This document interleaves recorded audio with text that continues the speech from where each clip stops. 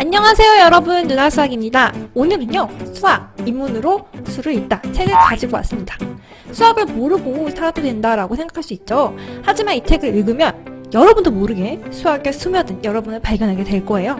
영화, 설국열차, 강남역의 건물 등 실생활에서 마주하고 있는 모든 것들이 수학은 스며들어 있습니다. 영화, 과학, 음악에 나오는 재밌는 수학 이야기를 담은 책, 수학, 인문으로 수를 읽다 책입니다. 저자는요, 한서대 수학 교수로 계신 이광현 교수님이세요. 7차 수학 교과서 집필 과정에 참여하셨고요. 재밌고 유익한 수학 책들을 여러 번 집필하셨습니다. 자, 그럼 책으로 가볼까요? 여러분, 영화 설국열차 보셨죠? 저도 인상 깊게 봤는데요. 설국열차 중에서 군인들이 꼬리칸에 타고 있던 앤드류의 팔을 외부에 7분간 노출시켜서 오른팔을 잃게 하는 장면이 있었어요. 안타까운 장면이었지만 이 장면에서도 수학 원리가 사용되었습니다. 바로 뉴턴의 냉각법칙입니다. 뉴턴의 냉각법칙은 지수함수로 이루어져 있는데요. 지수함수는 2를 밑으로 하는 지수함수꼴이 많이 사용됩니다. 뜨거운 음료나 국의 온도는 시간에 비례하여 일정하게 낮아지지 않아요. 처음에는 빠르게 식다가 어느 정도 시간이 지나면 주변 온도에 가까워지면서 미지근한 상태가 상대적으로 오래 유지됩니다. 뉴턴의 냉각법칙을 이용하면 뜨거운 음료가 언제 몇 도까지 식는지 알 수가 있습니다. 예를 들어서 실내 온도가 20도인 방 안에서 100도의 뜨거운 커피가 10분 뒤 60도가 된다면요. 60은 20 플러스 100 마이너스 10, 2의 10k제곱분의 1이 되죠.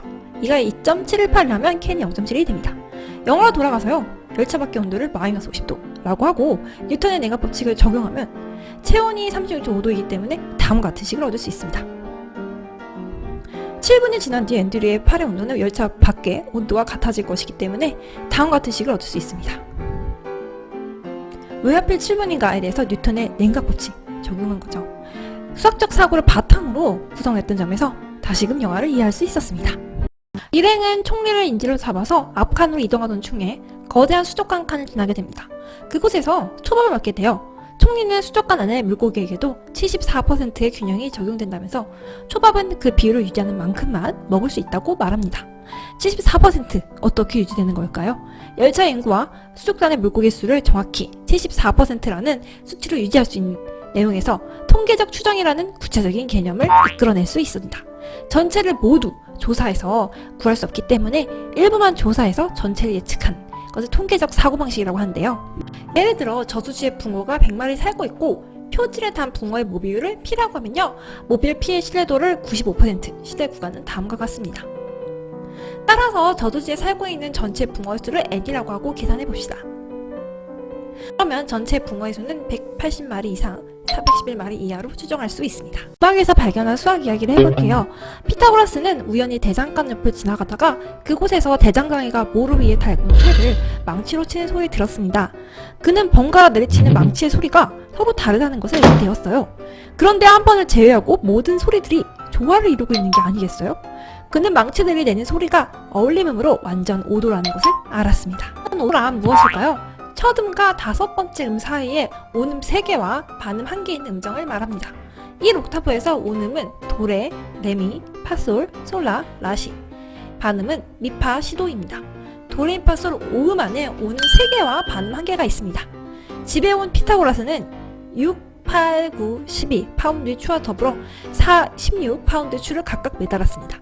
그리고 대장간 망치의 무게추와 같은 비율로 실험했더니 똑같은 결과를 얻었습니다. 1대2의 비율인 6파운드와 12파운드의 추를 매단 줄을 튕겼을 때 무거운 추인 12파운드를 매단 줄이 내는 소리는 가벼운 추인 6파운드를 매달았을 때 내는 소리와 비교했을 때 8음 낮은 소리가 났습니다.